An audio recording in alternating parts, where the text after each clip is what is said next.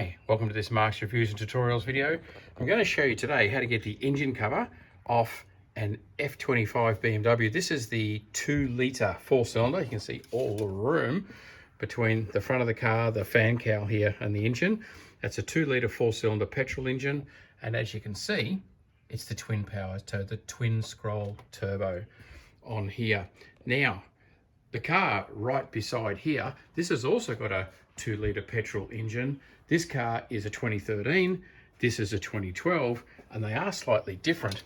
If you have a look down the side here at these air lines, this actually has to be disconnected because that will come up with the lid there. So we need to unplug this so that the top can actually come up.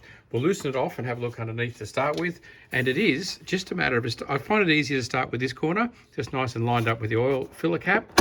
Just pop it up like that. It comes straight up to this corner, straight up. You see that's now lifted, and over the back it's got little slots that slot in.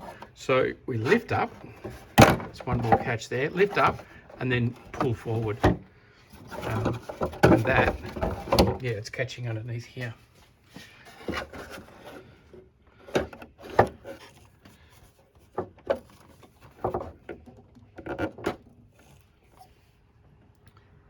So you can see I've just popped that off there.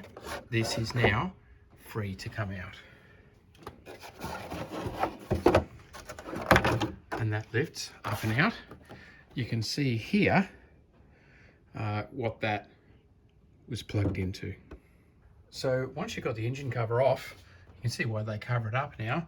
You see it gives you access to your coils through here. 1, 2, 3, 4. These go right down and sit on top of the spark plug. I'll put a link up here for a video of how to get those coils out, and underneath the coils is a spark plug. So if you want to get the spark plug to the coil, you have this PCV valve up the top. This is all about the engine breathing and letting air out but keeping the oil in the engine, this guy here. Now this one that I've unplugged, if you find the engine's running rough, looking for vacuum lines that have come unplugged somewhere here and around different places is one of the first things you can do to check why the engine might be running a bit rough. There's another one where it plugs down here. So just checking all those sorts of things is a good first place to start.